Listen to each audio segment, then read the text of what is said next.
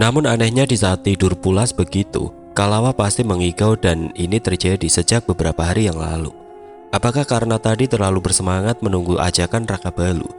Dan ternyata Raka Balu sedang bermimpi hal yang sama ketika bermalam di rumah Ki Keramat. Wanita cantik bergaun purnama itu mendatanginya lagi. Tetapi kali ini wanita dalam mimpinya hanya tersenyum sembari membuka tutup cupu keramik yang dipegangnya. Raka Balu amat terkejut. Wewangian yang ada dalam cupu keramik itu beraroma sama dengan sehirup aroma wangi dari tubuh Kalawa. Dia paham betul dengan aroma yang belakangan ini bagai candu baginya. "Berikan padaku," jerit Raka Balu. Alih-alih memberikan, wanita itu malah menghamburkan wewangian itu di tubuhnya sendiri. "Wewangian ini memang kesukaanmu, suamiku." Raka Balu berteriak bertanya siapa sebenarnya wanita itu. Tetapi tiba-tiba ia serasa berteriak di ruang hampa. Tidak ada yang terdengar selain senandung dengan syair rindu yang dilantunkan wanita itu. Raka Balu jatuh bersimpu. Tidak disangka air matanya meleleh. Ada perasaan janggal yang melesak ke hatinya. "Ada apa denganku?" Ia meremas, menepuk dadanya demi melenyapkan perasaan aneh yang tidak dimengertinya. Serasa rindu, tapi entah rindu macam apa dan kepada siapa. "Berhati menggemakan syair itu." Perlahan syair itu berdengung jauh, kian jauh dan hilang begitu saja. Di akhir mimpi Raka Balu terbangun dengan keringat dingin yang mengucur. Debaran dadanya masih sangat terasa dan terlalu aneh jika itu dikatakan mimpi, sebab sepertinya terlalu nyata. Mimpi itu membuat malamnya pergi begitu saja, membuat pagi datang dengan cepat. Raka Balu segera bangun dan membersihkan diri untuk menunaikan agendanya hari ini. Meski hati berantah tidak tentu arah. Anggota kerajaan sedang berkumpul makan bersama sebagai jamuan istimewa kepada Datuk Siri. Wanita itu senang bukan kepalang disambut seroyal ini oleh Raja Kelayang Tanjung, padahal dirinya merasa hanya orang biasa. Yang lain telah lama hadir di sana, sementara Kalawa baru tiba dan Danum tidak hadir masih dengan alasan yang sama. Kalawa amat berseri pagi ini. Auranya tampak amat berbeda. Ia duduk di samping Raka Balu yang begitu dingin memandangnya. "Selamat pagi, Kanda." Kalawa menyapa selembut itu. Tapi Raka Balu tidak menyaut, membuat Kalawa tidak enak hati. "Maaf untuk semalam karena tidak datang." Kalimat itu terdengar amat ketus. Kalawa jadi berpikir keras apakah kesalahannya sehingga Raka Balu tampak marah. Bukankah dirinya yang harus marah karena Raka Balu tidak datang tanpa alasan? Kalawa diam. Makan pagi ini jadi tidak nikmat untuknya. "Lusa kami akan bertolak ke Selat, menumpang perahu yang disediakan oleh Raja negeri ini. Aku berterima kasih sekali atas kebaikan Raja Kelayang Tanjung dan keluarganya. Pantas saja Paduka Raja amat disayangi para rakyatnya. Makmur dan bahagia untuk Paduka Raja dan semua." Datuk Siri memuji hingga Raja Kelayang Tanjung merasa tersanjung. Ia pun balik mengucap terima kasih. Saat yang lain berbincang hangat, Raka Balu justru diam dengan seraut dinginnya. Kalawa melirik ragu ke arah suaminya itu. "Kanda, Dinda minta maaf jika..." Ucapan pelan Kalawa terhenti tatkala Raka Balu sontak mengangkat tangan sebagai isyarat agar Kalawa jangan banyak mengoceh. Makan bersama telah usai. Beberapa di antara anggota kerajaan perlahan undur diri dari pertemuan itu. "Datu, bisa menunggu di sini dulu bersama yang lain. Aku hendak mengantar Mahapati Kerajaan Serdang ke gerbang." "Mahapati hendak..." "Tunggu ayahanda." Raja Kelayang Tanjung sampai tidak jadi berdiri karena seruan anaknya. "Ada apa, Raka Balu?" Yang ada di sana heran dibuatnya, serta tidak sabaran menanti apa yang akan diberitahu Raka Balu. Bola mata Kalawa bergulir mengikuti pergerakan Raka Balu yang spontan berdiri. "Jangan pergi dulu, karena aku ingin mengatakan sesuatu yang penting ayahanda." Samudra menoleh ke arah Datuk Siri yang duduk beberapa depa di sampingnya. Wanita itu setegang apa yang akan diucapkan Raka Balu. "Katakanlah, jangan membuat kami menunggu seperti ini, Raka Balu." Sama seperti sang ayah, Raka Balu tidak suka berbasa basi. Di hadapan semua orang ia melantangkan sekalimat yang sangat mencengangkan. "Kebetulan kita berkumpul di sini. Aku harap tidak ada pertanyaan atau menyalah keputusanku. Kalian semua akan jadi saksi bahwa aku melepaskan Kalawa sebagai selirku." Kalimat itu lantang tanpa keraguan sedikit pun. Kalawa mendongak, matanya membulat sempurna. "Apa maksud Kanda?" Suara Kalawa tercekat. Ucapan Raka Balu bagai mimpi buruk baginya. Apa yang terjadi denganmu, Raka Balu? Kalawa tengah mengandung dan kau ingin melepaskannya. Sentak Raja Kelayang Tanjung yang mulai tidak suka. Ini sudah jadi keputusanku. Siapapun tidak ada yang boleh menyangkal atau angkat pedang kalian melawanku. Tidak ada yang salah dengan keputusanku sekalipun Kalawa sedang mengandung darah dagingku. Kalawa hanya seorang selir dan aku bebas melepaskannya kapanpun aku mau. Jika kalian tanyakan alasan, karena aku sudah bosan dengannya. Rasanya pernyataan itu lebih tajam dari mandau yang selalu Raka Balu tenteng kesana kemari. Seluruh ketidakpercayaan Kalawa atas tindakan Raka Balu terangkum dalam bola matanya yang kian berair. Bahkan Ruknila beberapa kali mengerjapkan mata seolah menyadarkan diri yang tengah bermimpi. Namun nyatanya semilir angin kepedihan menyapa kulit wajah membuatnya tersadar bahwa semua ini nyata. Raka Balu, kau... Setegar Raja Kelayang Tanjung saja kontan syok gara-gara perbuatan anaknya sendiri. Pedih hati Kalawa sampai membuat keluh lidah. Bertanya mengapa sudah tidak sanggup. Tidakkah Raka Balu terlihat naif? Siapa yang akan menyangka dengan kesungguhan yang baru saja dia lantangkan? Dari duduknya Ruknila berseru. Apa yang membuatmu bosan, anakku? Kemarin kau bela-bela berbohong hanya demi tidak berpisah dengan Kalawa. Tapi hari ini kau tampak berubah sekali. Raka Balu terkena pukulan telak. Berkilah dengan jawaban rasanya tidak akan memungkinkan. Akhirnya ia pergi dari sana seringan angin yang masih bersepoi, tanpa rasa bersalah. Kalawa membeku, bibir cerinya bergetar dibarengi jemari saling meremas, mencoba menahan kekecewaan, sampai dada serasa sesak. Ruknila buru-buru menghampiri Kalawa. Saat itulah tangisnya pecah dalam pelukan sang ibu mertua. Raka Balu keterlaluan. Suara Raja Kelayang Tanjung melengking gusar. Raka Balu bukan hanya menyakiti Kalawa, tapi seumur-umur mencoreng muka di hadapan keluarga dan tamu agung. Maaf atas ketidaknyamanan ini. Ibu Raja Kelayang Tanjung merasa tidak enak hati. Jangan menangis lagi, Kalawa. Ibunda akan bicara dengan Raka Balu, bisik Ruknila. Keadaan Kalawa terlihat tidak stabil sehingga Ruknila harus membawanya kembali ke harem. Ruknila sendiri yang mengantar Kalawa sampai ke tempatnya. Tangis Kalawa pun perlahan mereda, walau masih shock dengan keputusan Raka Balu yang tiba-tiba. Apa yang terjadi, Kalawa? Apa kalian bertengkar hebat? Kami baik-baik saja, Ibunda. Bahkan semalam Kanda berjanji hendak mengajakku ke Bukit Ilalang untuk melihat kunang-kunang. Ruknila terheran. Ia paham betul anak sulungnya tidak akan berbuat sedrastis ini jikalau tidak ada yang melatar belakangi perubahannya. Tapi apa? Kalaupun sudah mengatakan bahwa mereka baik-baik saja. Baiklah, sekarang kau istirahat saja. Jangan terlalu dipikirkan. Ibunda akan bicara dengan Raka Balu. Seandainya bisa, Kalawa tidak ingin memikirkan hal yang menyedihkan sekaligus memalukan di tempat pertemuan tadi. Tetapi semuanya sudah kepalang terjadi dan Kalawa tidak bisa mengabaikan itu. Ruknila pergi setelah berusaha menenangkan Kalawa dengan beberapa patah nasihat. Hendak ditemuinya Raka Balu, tapi orang yang ingin ditemui entah di mana keberadaannya. Raka Balu tidak ada di tempatnya, di harem ataupun tempat penting yang harus ia kunjungi hari ini. Kemana anak itu? Ruknila bergumam dengan wajah bersungut tatkala anaknya itu tahu-tahu saja sedang jadi tersangka utama yang akan diinterogasi. Ternyata Raka Balu sedang berada di sebuah ruang yang biasa digunakannya untuk semedi. Ia sudah berfirasat ibu serta ayahnya akan ikut campur membuatnya sengaja menghindar. Kabar sahebo itu tentu langsung sampai ke telinga Danum. Dayang-dayang pilihannya memang pengumpul informasi yang handal. Ia spontan menyibak selimut yang menutupi tubuhnya sebagai kepura-puraan yang sedang dilakoninya. Apa kalian sudah memastikan kabar ini? Matanya menyipit penuh selirik, menunjuk bergantian 3 dayang yang berdiri di hadapannya. Bukan hanya kami yang mendengarnya, tapi semua orang yang hadir di pertemuan itu, Yayu. Danu membalik badan berjalan pelan menjauhi ketiga dayangnya. Benarkah begitu?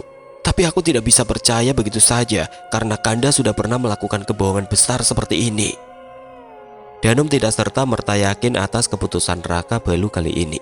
Memang dirinya sulit untuk mempercayai Raka Balu setelah rela berbohong demi Kalawa yang akhirnya terbongkar juga. Namun di balik itu ada rasa senang tidak terhingga yang terbesit dalam hati Danum. Jikalau benar, berarti hanya dirinya kini istri satu-satunya yang ada di sisi dan hati Raka Balu. Kalau begitu, aku harus menemui Kanda, cetusnya sembari melangkah riang. Ketika sampai di pintu, ia putar balik mengurungkan niatnya saat teringat akan Datuk Siri yang belum pergi dari sana.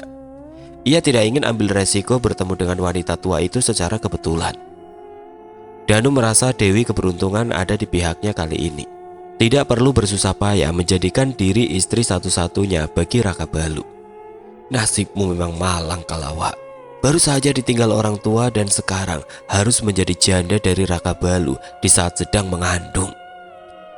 Seandainya tidak ada para dayangnya di sana, mungkin tawa Danum sudah menggema. Bagaimanapun ia tidak ingin dicap kejam. Meski semua penghuni harem sudah tahu dengan tabiatnya, Danum sungguh menari di atas penderitaan Kalawa. Bagaimana tidak, ia tertawa sekarang. Sedangkan Kalawa meratapi kesedihannya hingga malam tiba, isakannya terkadang masih saja memenuhi kamar itu. Yayu, jangan menangis lagi. Lihatlah, wajah Yayu sudah sangat sembab. Mohon Cindai.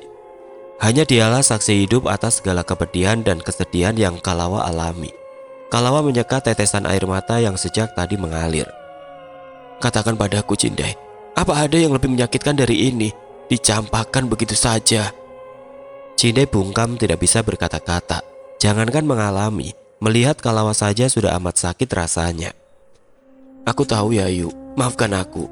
Ia tertunduk sedalam dada. Tidak perlu meminta maaf, kau tidak bersalah. Tiba-tiba Kalawa bangun dari duduknya melangkah menuju pintu. Yayu, hendak kemana? Pertanyaan Cindai menghentikan langkah Kalawa di dekat pintu. Aku akan menemui Kanda. Setelah mengatakan itu, Kalawa pun pergi menemui Raka Balu yang mungkin sedang berada di tempatnya. Sejujurnya Cindai ingin mencegah kepergian Kalawa, tapi apa haknya? Cindai berpikir lagi bahwa Kalawa memang butuh alasan untuk sebuah keputusan sepihak yang digaungkan Raka Balu. Kalawa pergi seorang diri, langkahnya tergesa tatkala melihat Raka Balu memasuki gerbang. Akan tetapi, semakin cepat melangkah ada ngilu yang serasa menghujam perut bagian bawah.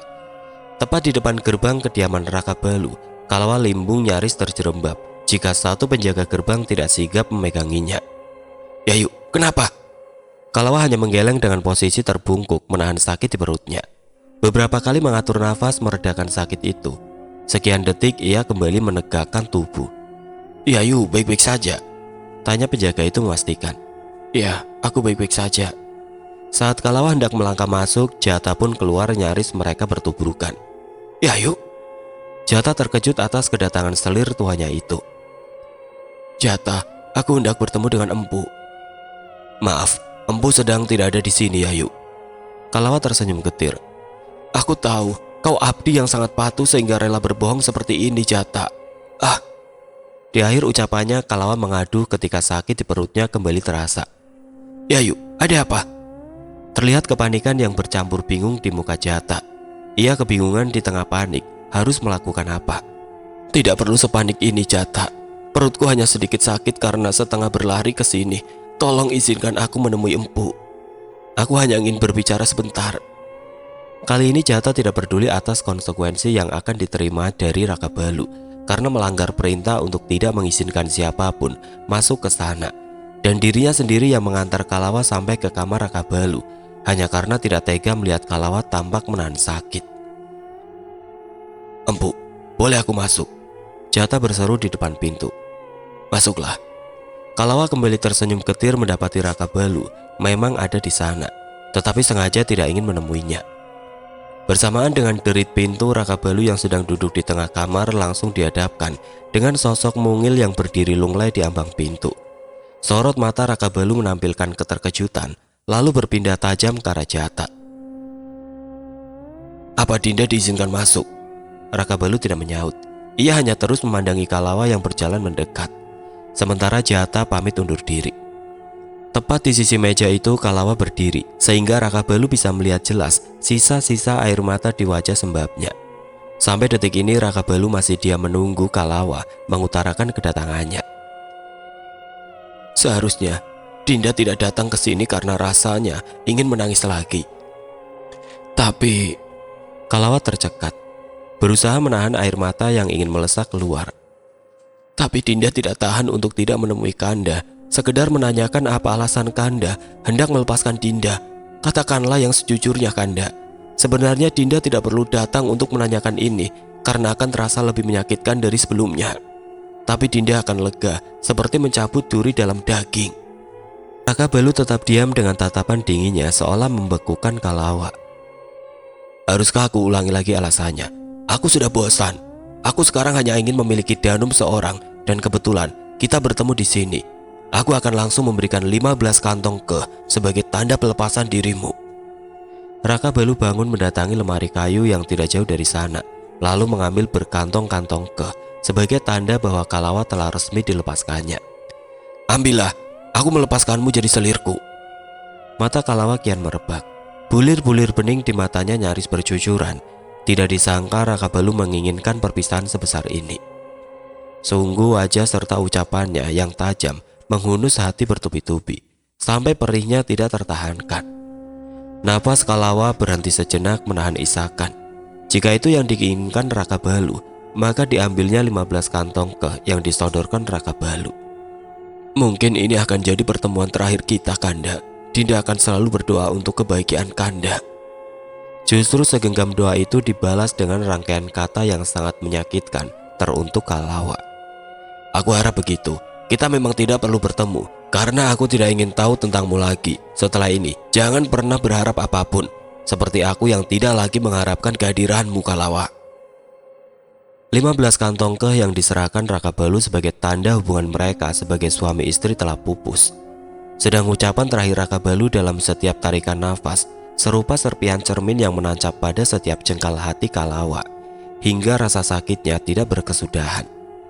Cinda yang akan membawa uang itu, Kanda. Masih Kalawa berujar lembut setelah ditempa kecewa, lalu pergi berlinang air mata, meninggalkan lelaki yang mulai detik ini bukan suaminya lagi. Jata yang ada di gerbang harus tertunduk ketika sedih turut menghampirinya tatkala melihat Kalawa pergi bersama tetesan air mata. Lalu buru-buru Jata menemui Raka Balu, menawarkan diri untuk mengantarkan Kalawa sampai ke harem. Dia datang sendiri, jadi kau tidak perlu repot mengantarnya. Maaf atas kelancanganku, Empu. Aku hanya tidak tega Yayu pulang sendirian sembari menahan sakit seperti itu. Memang Jata melihat Kalawa meringis beberapa kali saat melewatinya. Raka Balu menoleh dengan ekspresi yang sulit Jata terjemahkan. Sakit apa yang kau maksud? Sebelumnya Raka Balu berwajah gusar, tetapi sekarang ada kepanikan yang sedang berusaha ditutupinya, dan Jata bisa melihat itu dengan jelas. Yayu mengeluh sakit di bagian perutnya, Empu. Dada Raka Balu membusung sekian detik, lalu embusan nafasnya terdengar berat. Biarkan saja, katanya tidak peduli. Jata bisa apa? Ia pun berlalu dari sana dengan perasaan sedikit kecewa. Kenapa Empu tiba-tiba setidak perasaan ini? Padahal Empu pernah mengatakan bahwa Yayu Kalawa adalah jiwanya. Jata meruntuk sepanjang langkahnya meninggalkan kediaman tuanya itu. Ia benar-benar tidak mengerti apa yang ada di dalam hati Raka Balu. Kalawa kembali ke harem. Cukup lama ia berdiri di ambang gerbang memperhatikan halaman luas dengan bangunan yang berjejer simetris di depan sana.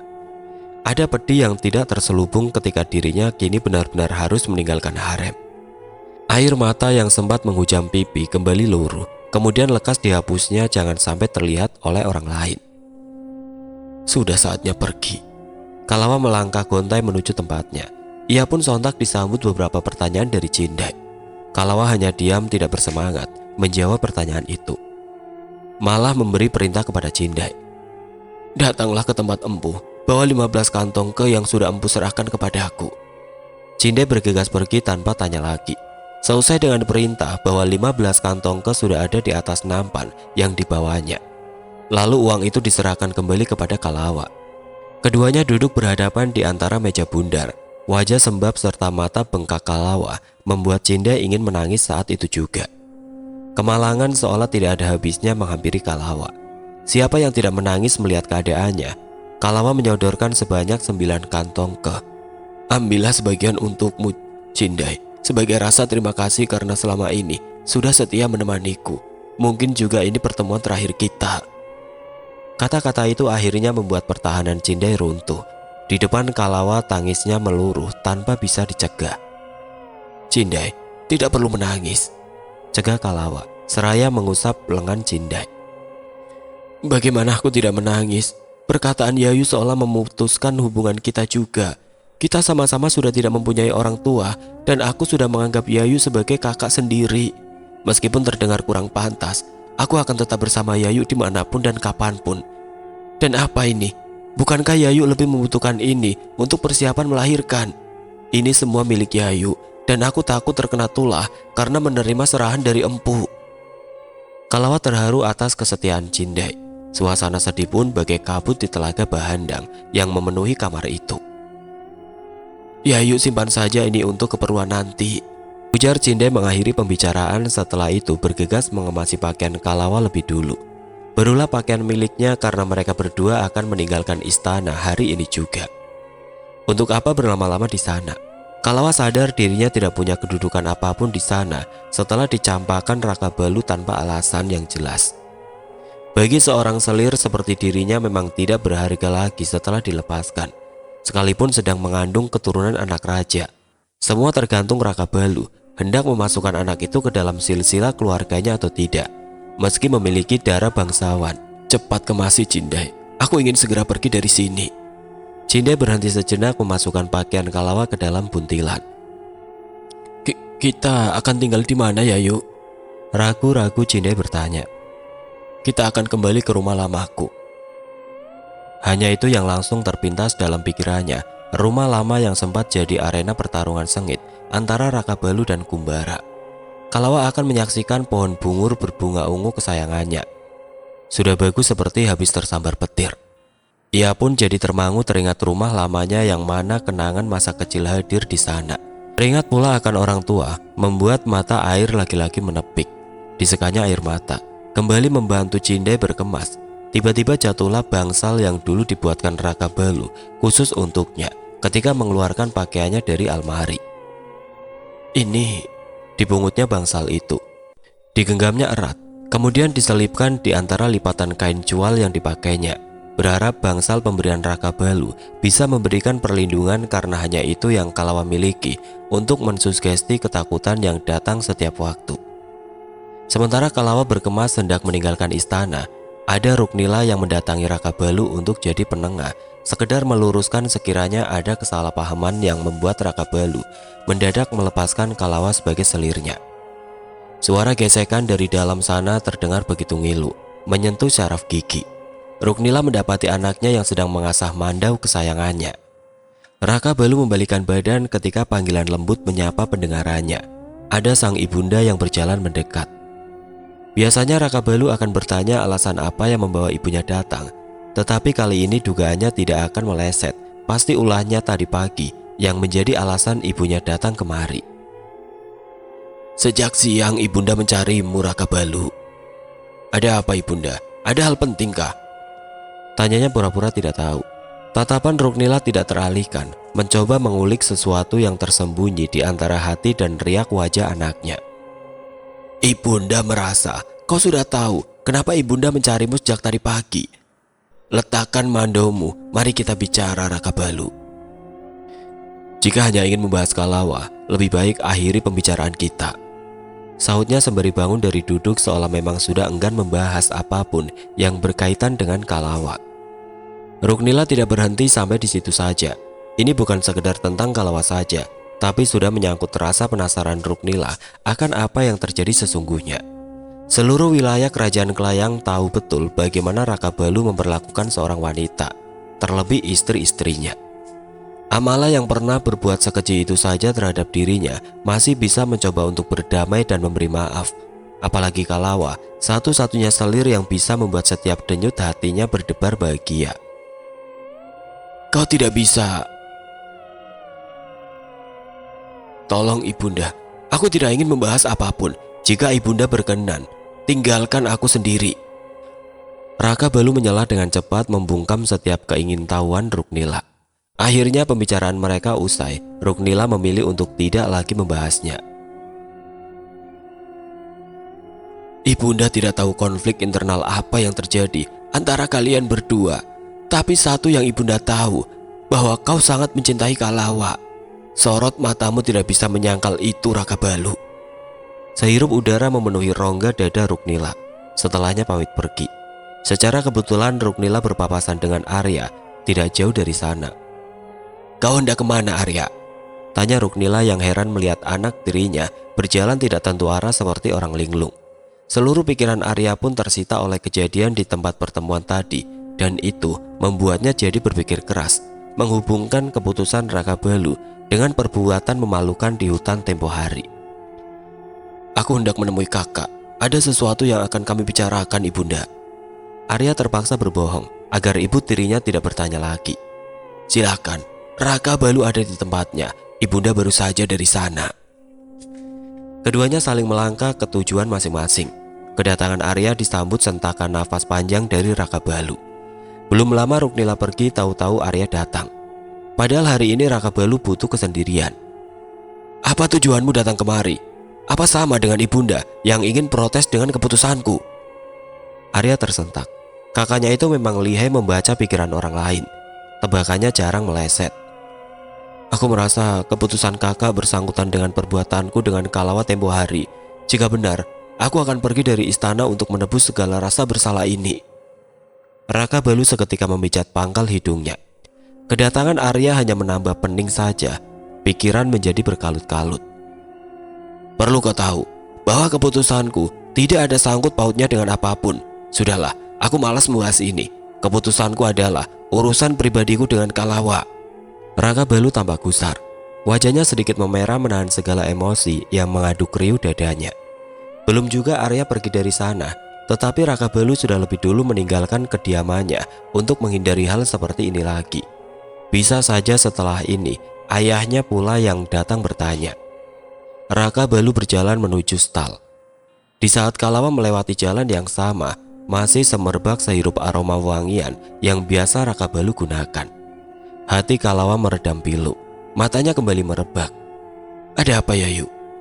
Kalawa menggeleng, kemudian mengajak Cindai kembali melanjutkan langkahnya, takut gelap lebih dulu tiba.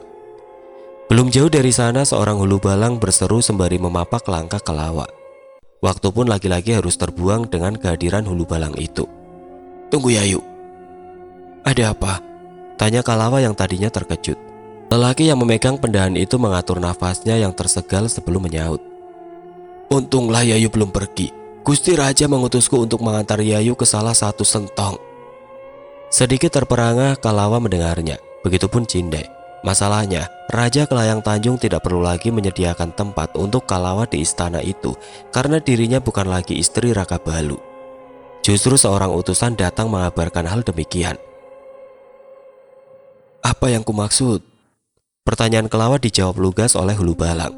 Memang, Raja Kelayang Tanjung yang meminta Kalawa untuk tetap tinggal di istana walaupun Rakabalu sudah membuangnya. Hati Raja Kelayang Tanjung sangatlah lembut. Kalawa sudah dianggap anak sendiri. Jadi mana mungkin Raja Kelayang Tanjung tega membiarkan Kalawa hidup sebatang kara dengan membawa benih keturunan keluarga Kelayang.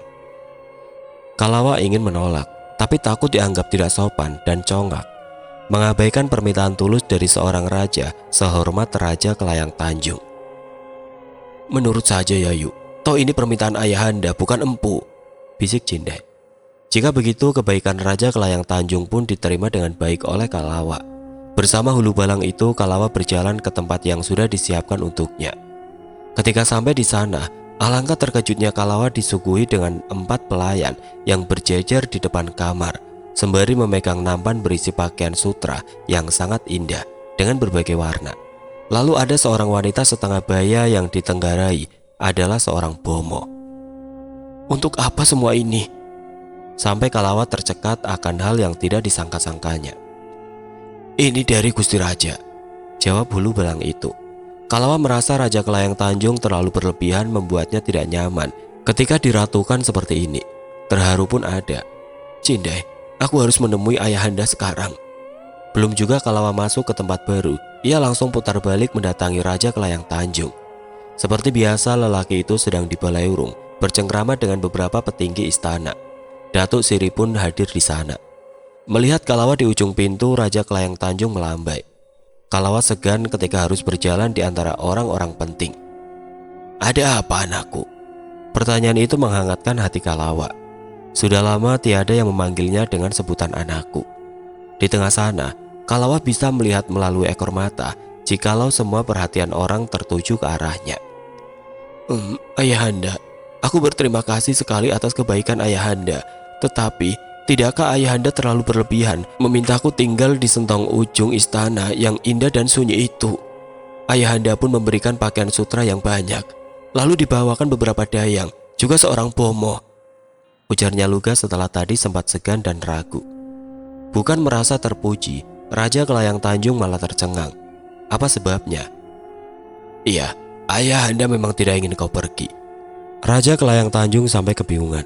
Apa yang diucapkan Kalawa berbanding terbalik dengan perintahnya kepada Hulu Balang. Raja Kelayang Tanjung justru meminta Kalawa menghuni salah satu kamar yang biasa diisi tamu agung. Tidak ada yang menyuruhnya tinggal di kamar di ujung istana. Sentong ujung istana? Raja Kelayang Tanjung bergumam dengan alis bertaut. Bukankah kamar itu milik Raka Balu yang biasa dipakainya untuk meditasi? Kamar itu pun bersebelahan dengan kediaman Raka Balu.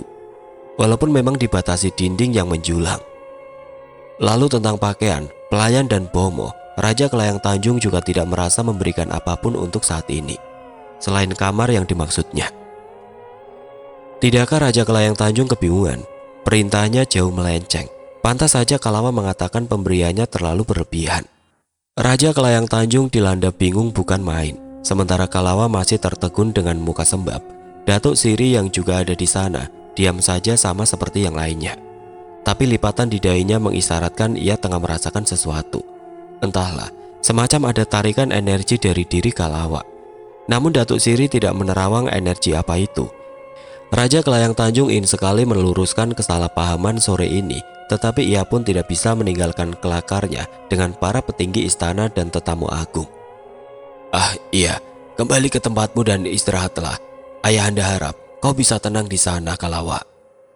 Pungkas Raja Kelayang Tanjung. Sudah diminta pergi, Kalawa pun pamit undur diri. Tidak disangka ada hal seistimewa ini di tengah hati yang gundah gulana. Semula Kalawa merasa dirinya benar-benar sepah yang dibuang. Tetapi mantan mertuanya berhati malaikat masih rela menyimpan sepah yatim piatu sepertinya. Untuk dua alasan Raja Kelayang Tanjung masih mempertahankan Kalawa di istana itu.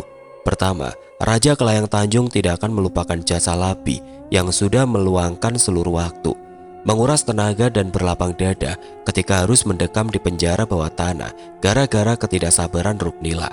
Sampai akhirnya Labi berhasil melewati ujiannya, menyembuhkan Raja Kelayang Tanjung dari teluh dahsyat yang dikirim menantunya sendiri. Dan yang kedua, karena Kalawa sedang mengandung cucunya, tidak peduli seberapa besar Raka Balu akan melayangkan protes nanti. Ayahanda memang orang yang bijaksana, berhati lembut, iya kan Yayu? Jatuh Cindai sambil mengiringi langkah Kalawa. Tidak ada sautan, Kalawa hanya tersenyum samar. Cindai yang mengiringi langkah Kalawa dari belakang tidak mendengar ringisan Kalawa menahan sakit yang lagi-lagi terasa menghujam perutnya. Sampai di kamar, Kalawa spontan tertunduk akibat nyeri yang tidak tertahankan itu. Sakit sampai menapaki 3 anak tangga menuju kamar saja tidak kuat. Yayu kenapa? Cindai panik menyuruh bomo yang dikhususkan menjaga kesehatan Kalawa. Sejurus kemudian bomo wanita menghambur keluar menghampiri Kalawa. Apa ini guna bomo ditempatkan di sini? Apa ayahanda punya ilmu kebatinan bisa memprediksi sesuatu seperti ini akan terjadi? Dikala genting masih sempat Cindai bersangka konyol seperti itu. Ia terkesiap, buru-buru memapah Kalawa dibantu bomo. Yang diperiksa adalah calon cucu diraja yang ada di rahim Kalawa. Jadi bomo harus memberikan pelayanan serta ketelitian dalam memberikan penanganan. Kalawa serta bayinya dinyatakan baik, meski sempat mengalami pendarahan ringan. Apa terjadi sesuatu? Kalawa mulai takut, tapi senyum bomo membuat ketakutannya sirna sebelum mendengar jawabannya. Calon bayi Yayu baik-baik saja. Bercak darah itu disebabkan Yayu yang terlalu lelah. Saya sarankan agar Yayu banyak beristirahat. Kalawa bernapas lega. Tidak ada yang paling ditakutkannya di dunia ini selain kehilangan calon bayinya. Hanya janin itu yang Kalawa miliki di dunia ini setelah semua orang-orang terkasih meninggalkannya, termasuk Raka Balu. Bomo pamit hendak membuatkan minuman herbal untuk menjaga dan menguatkan janin yang sedang tumbuh baik di dalam rahim Kalawa. Setelah ini, jangan pikirkan apapun lagi, Yayu. Jangan berlelah-lelah, fokus saja dengan kandungan Yayu. Kalawa membenarkan nasihat Cindai. Memang tidak ada gunanya terus memikirkan yang sudah-sudah. Walau langit runtuh, semua yang sudah terjadi tidak akan pernah kembali lagi. Yayu berbaring saja. Jika ingin sesuatu panggil saja Dayang di sini, karena aku akan ke dapur istana meminta juru masak membuatkan kepurun untuk Yayu. Kalawa pun berterima kasih sebelum Cindai pergi. Mendekati area dapur, Cindai mendapati Bomo yang memeriksa Kalawa sedang bercakap-cakap dengan Dayang senior kepercayaan Ruknila. Cindai menghampiri keduanya sekedar ingin tahu apa yang menjadi topik pembicaraan mereka. Tidak ada yang spesial. Pembicaraan itu bermula saat Dayang senior berpapasan dengan Bomo yang berjalan tergesa, membuatnya heran dan bertanya. Bomo pun menjawab sekenanya, hendak membuatkan Kalawa minuman herbal. "Kenapa kau di sini, Cindai?" Keduanya serempak bertanya. "Aku hendak ke dapur istana." Lantas Dayang senior beralih memandang Bomo. "Kau sudah memperkirakan berapa usia kandungan Yayu Kalawa?" "Kira-kira sudah melewati 10 purnama," sautnya seraya mengajak Cindai pergi bersama. Atas perbincangan itu, Dayang senior melapor kepada Ruknila tentang usia kehamilan Kalawa. Gara-gara itu pula terbesit dalam pikiran Ruknila untuk mengadakan suatu ritual yang memang biasa para wanita hamil di istana itu lakukan. "Kalau begitu, ritual Anggi bisa dilakukan oleh Kalawa dan Danum. Bukankah usia kandungan Danum tidak berjauhan dengan Kalawa?" "Iya, Ibunda Ratu. Seingatku empu mengadakan acara awal kehamilan Yayu Danum bertepatan dengan panen raya tiba. Jadi bisa dipastikan usia kandungan Yayu Danum pun sudah lebih 10 purnama." Ruknila manggut-manggut bertopang dagu membenarkan itu. Namun untuk sekarang Ruknila hanya akan membicarakannya dengan Raja Kelayang Tanjung. Sedangkan dengan Raka Balu akan menunggu hati serta hari anaknya itu membaik lebih dulu setelah melepaskan Kalawa baru-baru ini. Sebab ritual bukan hanya untuk Danum, tetapi juga Kalawa. Tidak sabaran saat itu juga Ruknila menemui suaminya. Padahal malam telah datang. Mula-mula ingin menemui Kalawa lebih dulu. Tapi di tengah jalan ia kembali putar arah, mengurungkan niat takut mengganggu Kalawa yang mungkin sedang istirahat. Ya, Kalawa memang sedang mengistirahatkan diri, bahkan sejak tadi sampai-sampai persendiannya terasa sakit semua. Kalawa beranjak mengambil ajang yang berisi benang sulam dan sehelai kain sutra berwarna putih. Lalu duduk di dekat jendela yang sengaja dibuka.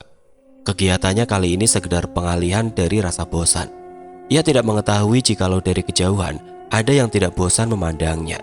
Tempat itu memang strategis dirancang sedemikian rupa hingga sosok anak raja itu berdiri di atas gili-gili yang tinggi dekat kamar, leluasa memperhatikan pujaan hatinya yang tengah duduk menyulam.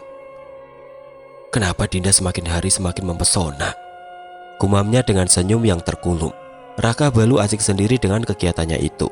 Akan tetapi, kegiatannya harus terusik dengan sesuatu. Matanya yang tajam menangkap sosok bayangan yang melompat dari sayap bangunan sebelah kanan ke atap kamar Kalawa. Penyusup. Tahu bayangan itu mengincar Kalawa, Raka Balu tidak akan tinggal diam. Dikejarnya bayangan itu hingga suara gaduh di atas atap menakuti Kalawa. "Ada apa di atas sana?" Kalawa lekas menutup jendela dan juga Cindai yang sigap menutup pintu. "Yayu, apa yang terjadi? Suara apa di atas atap? Aku takut." Nyali Cindai yang tidak seberapa membuat Kalawa ikut takut. Keduanya berdiri di tengah kamar saling menggenggam jemari. Nafas Kalawa yang sempat memburu mulai terkendali. Tatkala suara itu perlahan menjauh dan hilang begitu saja. Dari jarak dekat Raka Balu meluncur cepat berusaha menangkap bayangan hitam yang telah merubah wujudnya yang ternyata adalah Kumbara. "Kau!" Tunjuk Kumbara geram.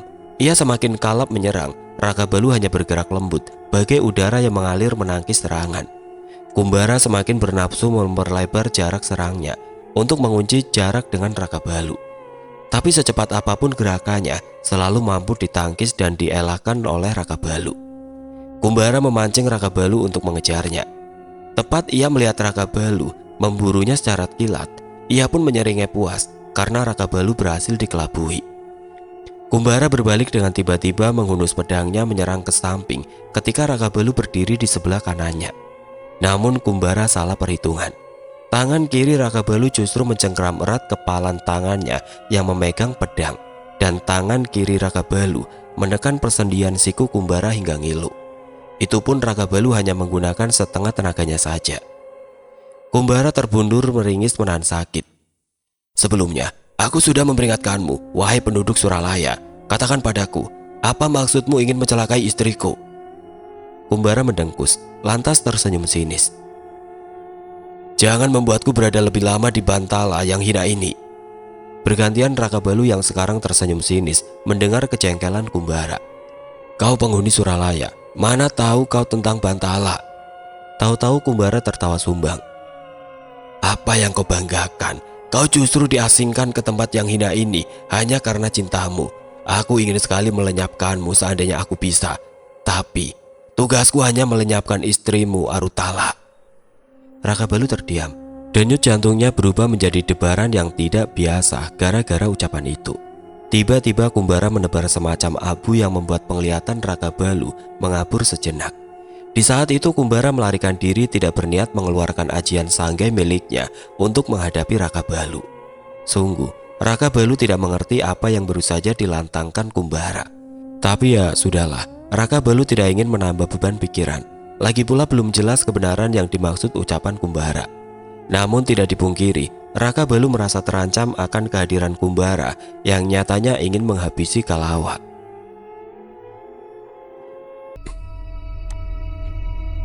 Oke teman-teman, sampai di sini dulu ceritanya. Nantikan kelanjutan kisah ini di video berikutnya. Agar tidak ketinggalan, klik tombol subscribe channel ini dan nyalakan lonceng notifikasinya. Wassalamualaikum warahmatullahi wabarakatuh.